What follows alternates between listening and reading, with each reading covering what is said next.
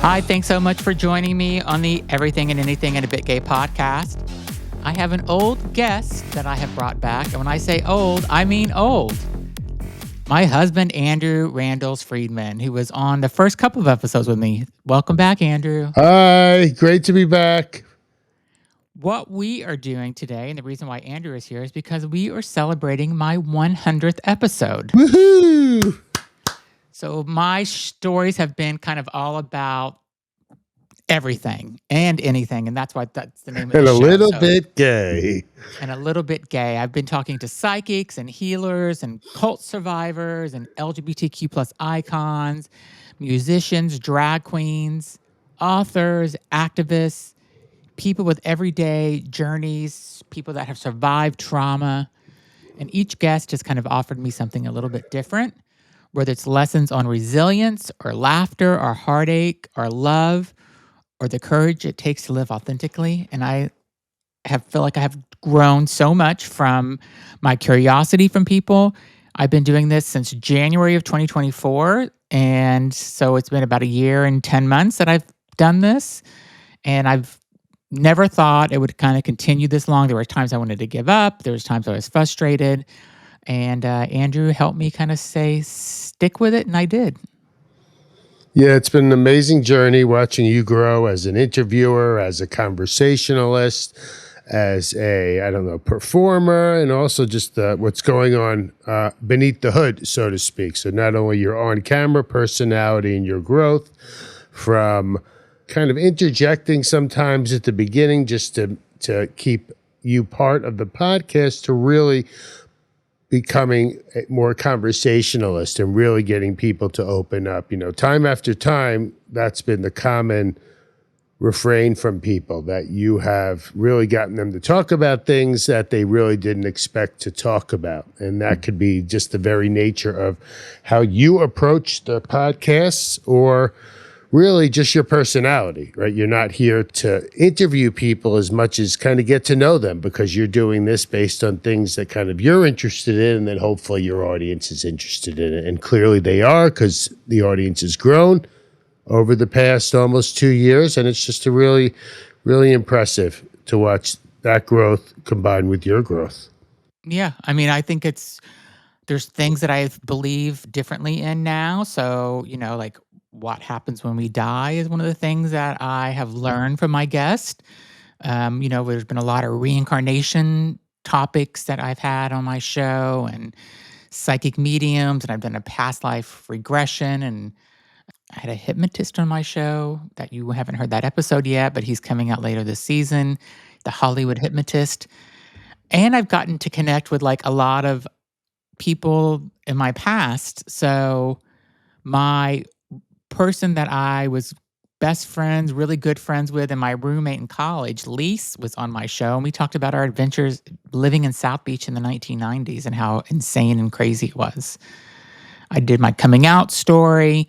Andrew and I talked about our 25 years at that time together, and we're almost hitting 27 years. By the time this podcast comes out, it will be 27 years. And we just talked about our families. And I actually exposed more of mine and Andrew's life than I ever thought I actually wanted to. And it kind of just came out.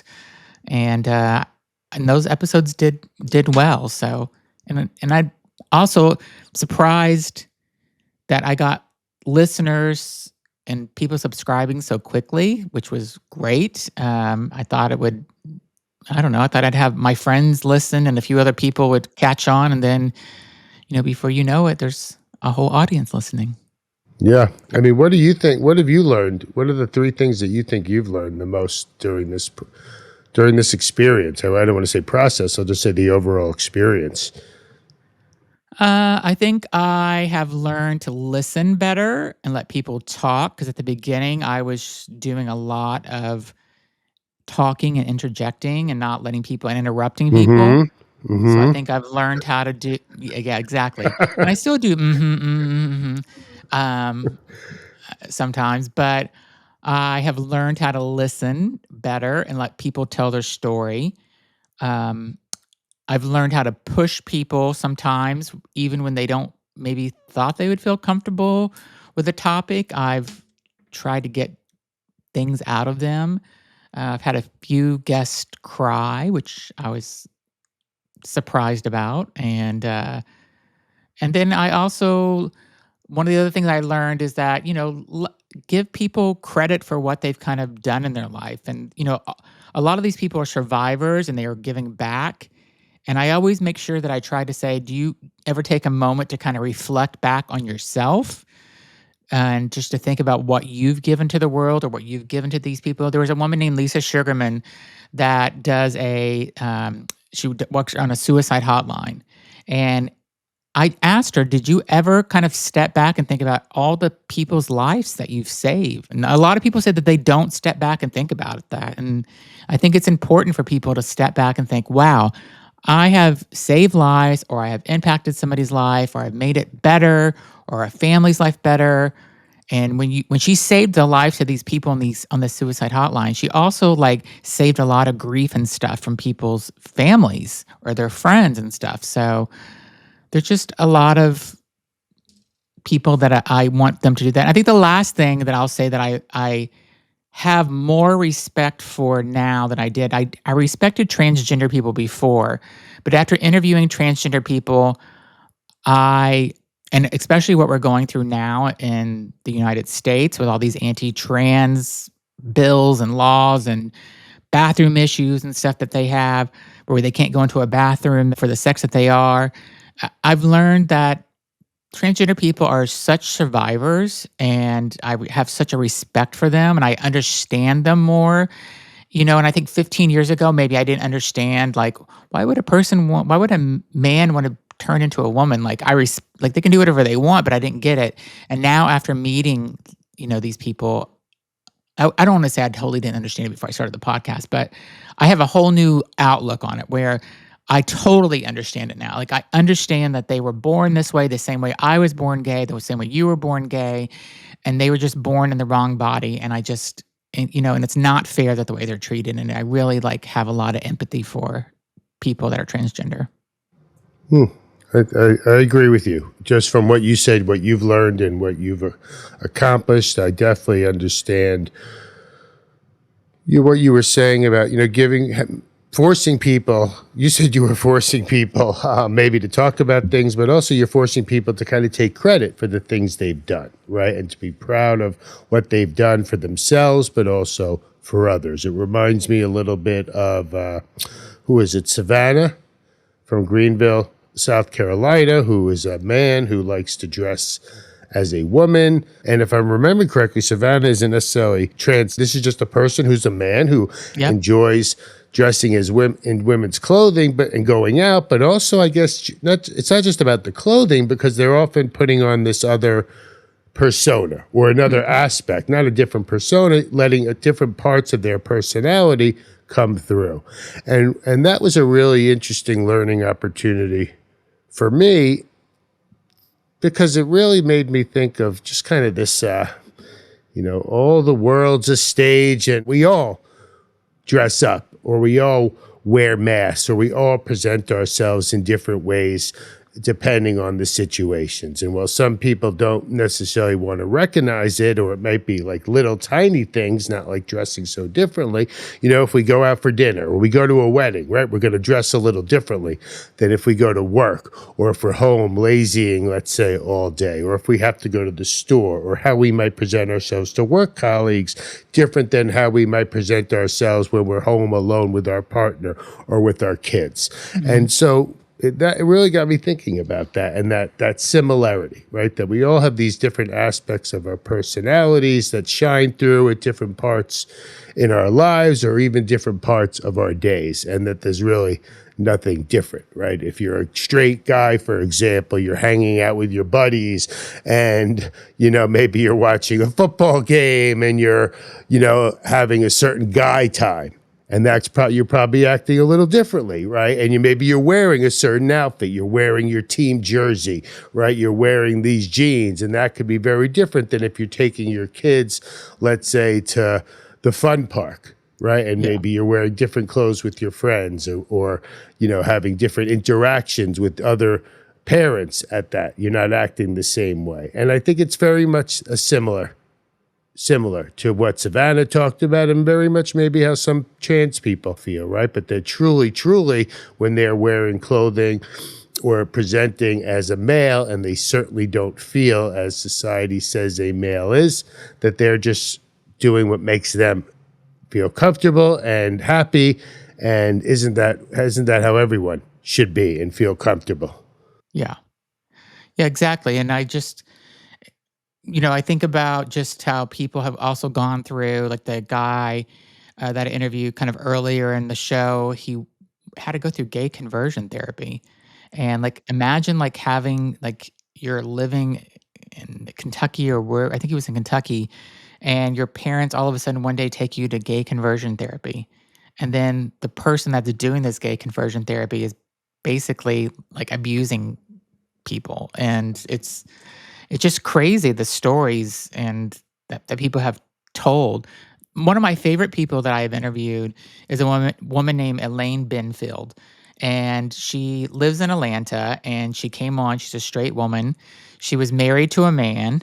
They were married for 19 years. He went on a business trip to London. He came back and told her, "Hey, I need to tell you something. I ended up having an affair with somebody when I was in London." And she was just like, "Oh, no, really? What was her name?" And she goes, "His name was whatever." And she found out that it was a guy. And then she tried to work through it and, open herself up. And then a couple months later, he came back and said, "I have to tell you something. I've cheated on you with hundreds of people over the last 10 years, men, women, everything." And so she has her own podcast called Inspiring Stories, and she's such an inspiration. She has a trans daughter also, and she just kind of just I just think she's so amazing, and she always sticks in my head when I think about one of the episodes that I love, because she was brave enough to come on and talk about her personal life like that, and also just put it out there about what her husband did to her, and she's much better off now. So those are the type of people I love to talk to. I also love talking with, like, somebody I connect with that I knew in South Beach, Shelly Novak. I actually had her on twice. She was a she still is a legend on South Beach, a drag queen, and she's just amazing, and her stories were so great, and she had so many celebrity encounters in the '90s in South Beach, and I really loved connecting with her, and we text back and forth still, and I don't know, it just feels like connecting to an old friend back, from the '90s, so Yeah, I it's enjoyed that episode. I don't remember which one it was, but it was fun just knowing you, and not to have known you in South Beach, but to hear these stories from from another person, and to hear really about Shelley kind of discovering her personality as a performer. Because at the yeah, beginning, it's kind of, or at least part of the interview, it wasn't like she didn't set out to be a drag queen as much as, right, she wasn't the best looking young man, I guess, didn't have the best South Beach body, but found a little niche. And I think the quote was something like, "I could dress up as a woman and eat pizza on top of a speaker and get paid to do it and be out," yeah, right, in yeah, South Beach. And so she kind of was able to create a little niche, or a little unique kind of uh, persona for herself, that put her on this path, and introduced her to other people, other drag queens at the time, who were all doing their own unique thing. And it was kind of, a lot of this, like, was kind of at the beginning of really the big club scene in South Beach and the area, as things were taking off, and they were kind of royalty. And I think even Shelley used the term, we were kind of the Justice League, right? And that we each had our own kind of persona and our own kind of status, and like kind of way of doing drag, and by creating these unique personalities that weren't necessarily maybe the stereotype of a lip syncing bitchy kind of queen, yeah. right? And not taking themselves too seriously as well, which I thought was really cool, because those are usually the type of drag queens that I enjoy, the ones that don't take themselves too seriously, that kind of come up with their own really unique persona. Yeah, I mean, the other great thing about me being able to talk to Shelly 30 years later is that I got to know who Shelly is today, and I also got to know what Shelly was thinking back then because whenever I knew Shelly back in the days in South Beach, Shelly was a star, on the beach, and she had a million people coming up to her a night, and I was just another club kid that she would see, and she was always so lovely and kind, and that's why I wanted to have her on because she was never that bitchy drag queen. She would always be like, "Yeah, let's do a drink together. Let's do a shot together," and she would always say hello, and I don't know, like I said, I'm really glad that her and I or her and him, Tommy is his real name, got to connect, and, Tommy still comes up to Boston. He was just up here, and I wish I would've, had more time to see him, so the next time he comes up, I'm gonna make sure I do that, but it was just great to reconnect with him. Yeah, so that's like another, thing you've learned, or one more thing that you've gained from Yeah. doing this podcast and starting this podcast as we celebrate the 100th episode together. What about, what I thought was really cool? The kind of like there's a service aspect of what you're doing, kind of presenting these stories. And we talked a little bit about the service kind of to these individuals and you helping them understand how they've been helping people, helping yourself, maybe helping them think about these memories, but also about the community, I think, and a lot of different ways helping the overall community, the GLBTQ plus straight ally community, or just any of the listeners here, kind of shedding new light, helping people gain new insights into some of these areas where we all might not be exactly sure, right, how we think, or right, like this is different to us, right, all very different from different generations. Mhm. And along those lines, there was the episode you had with Dr. Sarah Glass, who Mm. was she had come from, I think, a background, a Hasidic, Brooklyn Jewish Hasidic community, and now Yep. was helping people across spectrum of in therapy. And one of the things, we're living what we perceive as very unique times. We felt we've lived through a lot of advancement for the community, and now it seems like we're going back. And I thought, in particular, she talked about, and you helped her talk about, how should we be feeling, and how does she help her patients who feel like the sky is falling, Yeah. and is this, and a lot of times she talked something along the lines of, sometimes with patients the sky is always falling, there's always something to be worried about or scared, and her job is often to help people understand, is this something that should occupy my everyday concern, right? How do I function every day if this is such a big deal? But she even talked a little bit about how this is a unique time, and that we all have different backgrounds, different financial kind of backgrounds, different ways of dealing with things mentally or through our professions or our support networks. And just how she's been acknowledging for some people that yes, this is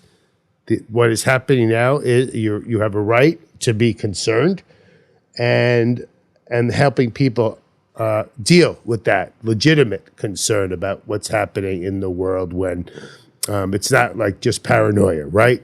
Seems to be a concerted effort to go after people who are different, no matter what that Yep. difference is.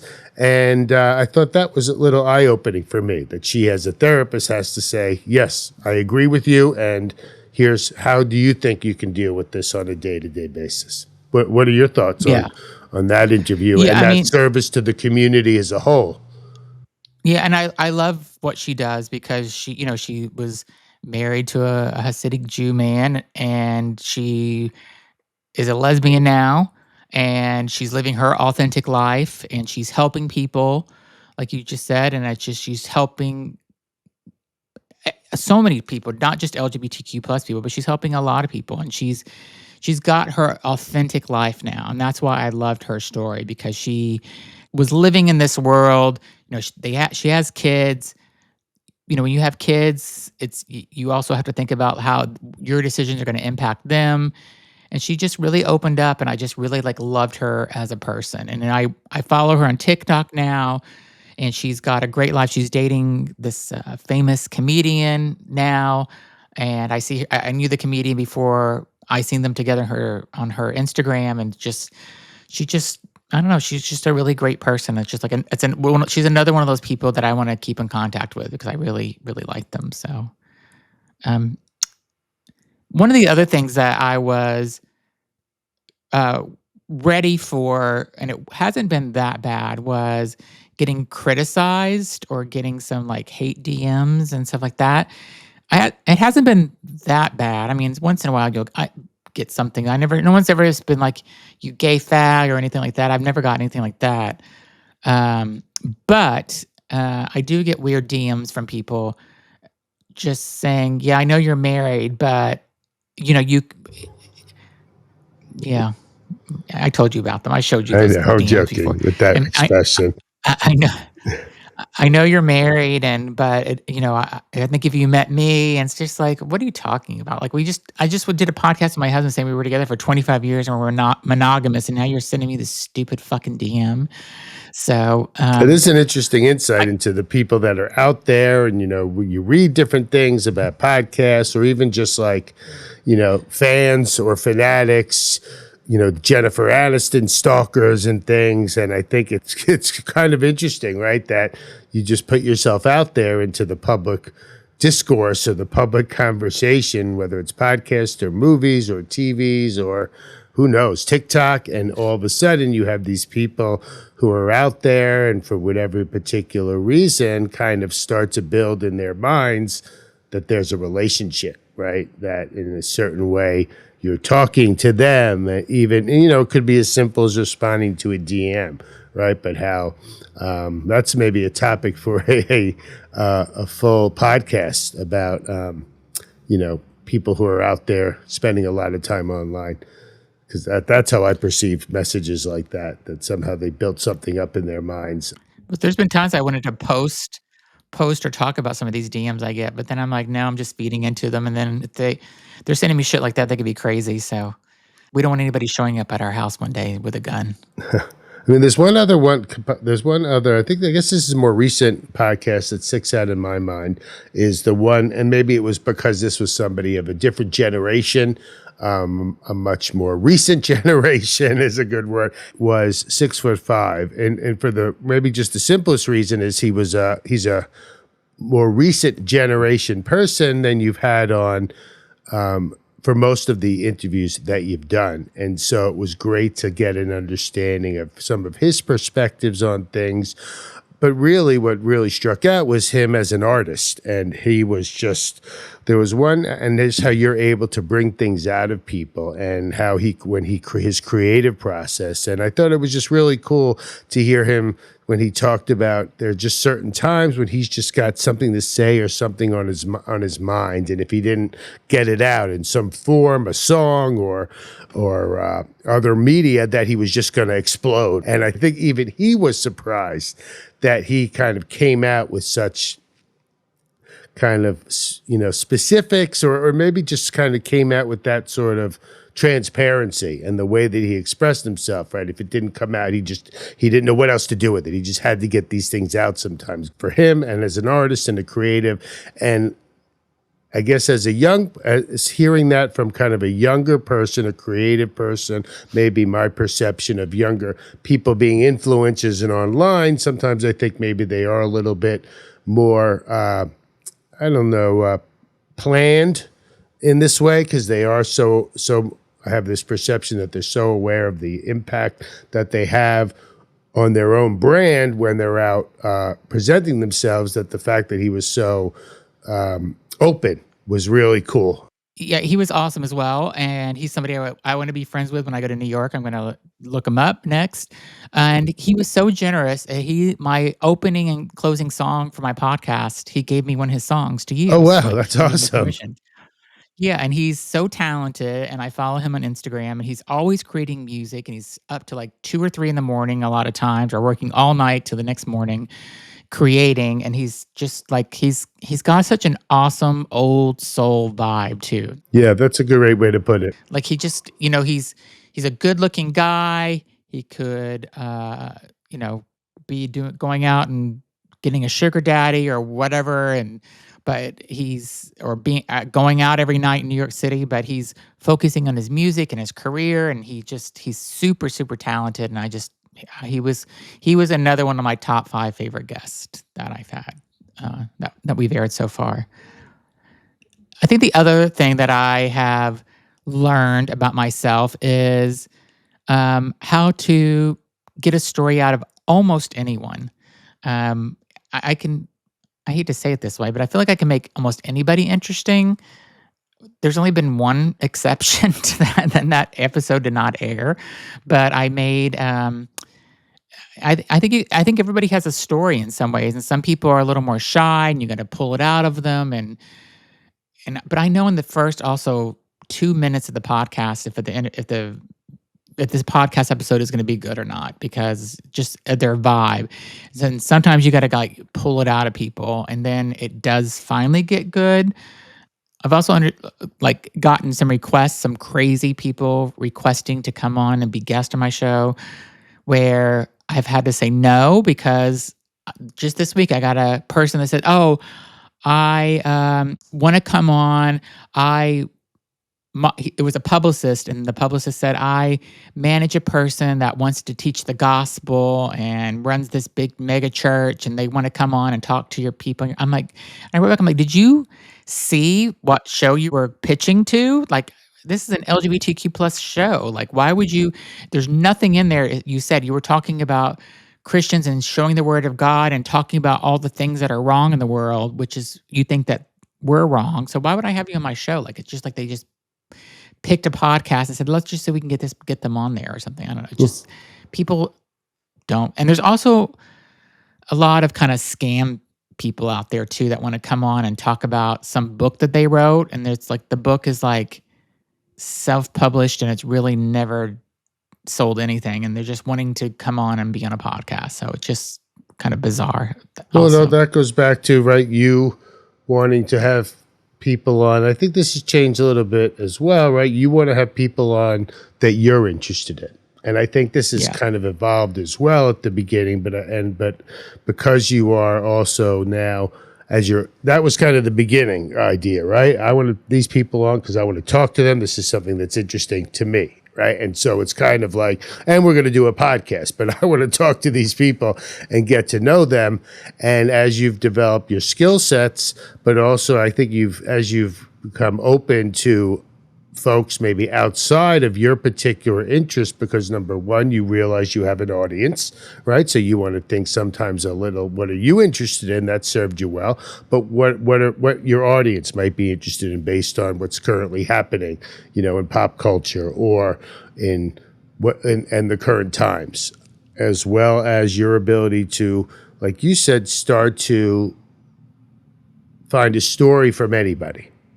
I think that's been a growth area for you personally, is that you've discovered that through talking and through conversation and through this one-on-one, what you might not originally perceive to be somebody who might be interesting, if you can get them as you're able to build kind of trust with these people and get them to open up, everybody does have a story. Everybody has their own, hills and valleys, and then through the conversations about their stories, we all can learn from it and find commonalities. And I think that's an area that you've definitely grown in over this past couple of years through the podcast.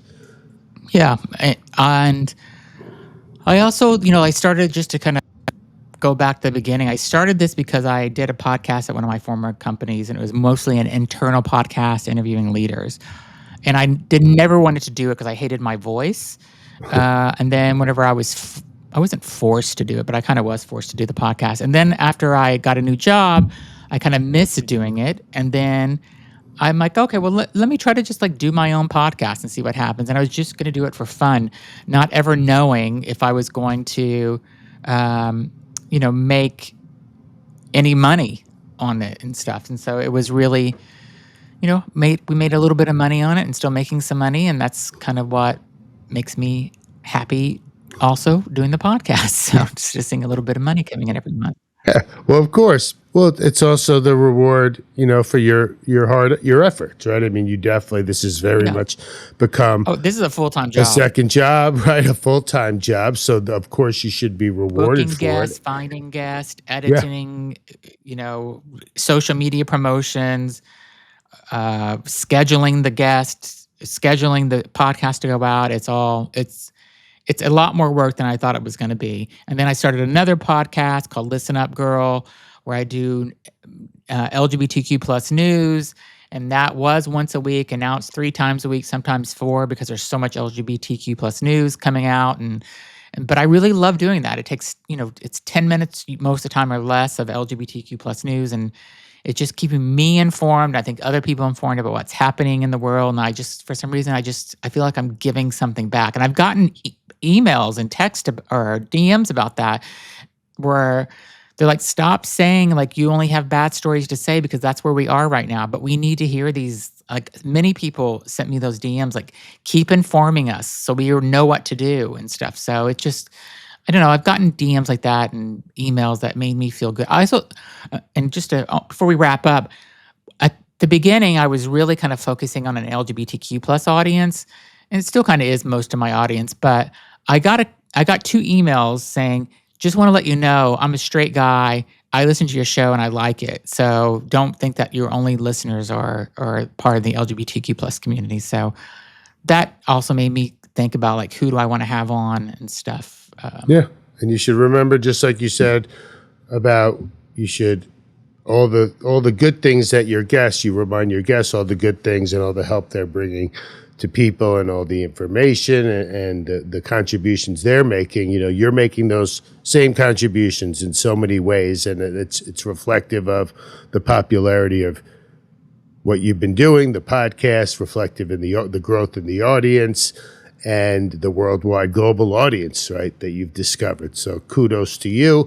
I mean, it's been a great 100 episodes, and it'll be amazing when we revisit this again for the 200th episode, right, where we are and where you are in this journey.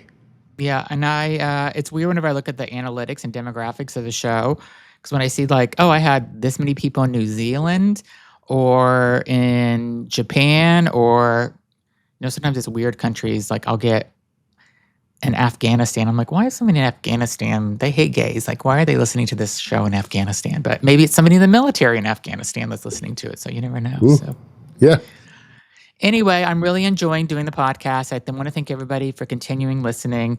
I know I get on these little kicks where I have a bunch of psychic mediums, or I talk about reincarnation for several episodes, and then I move on to the next topic. But again, it's everything and anything, and it's kind of like what I want to talk about. And I try to bring on the most interesting people that I find. And like I said, 99% of the people I've spoken with on my show and had interviews with, I've really, really enjoyed them. And again, this show's made me open up to who I am and talk about my personal life, which I never thought I would do. And thank you, Andrew, for supporting me. And those late nights when you're like, okay, are we going to have dinner now, or are you going to continue doing something with your podcast? And so I have to thank you for doing that.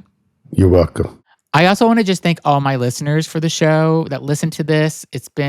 Thank you for coming through this journey with me. Thank you for following me on Instagram and giving me positive feedback and comments and DMs, whether they're weird or not. I read them, most of them anyway. And I just look at, again, the analytics and demographics, and I just see how many people across different countries are listening. And, and I just appreciate my listeners so much, because of they're listening to what I have to say. And I never thought anybody would care what I have to say in a podcast. And the fact that you're entertained by this just means so much to me. And I'm going to continue bringing you great shows in the future. And if you have ideas of people you'd want me to interview or topics you want me to discuss, send me an email or shoot me a DM or leave a comment on the podcast and let me know, because I'm open to ideas. And again, I'm really enjoying this, and I love meeting new people and telling their story. And thanks everybody for listening. And here's to another 100 episodes, hopefully coming in the near future. Yeah, here's to another 100. Thanks for having me on, Zach.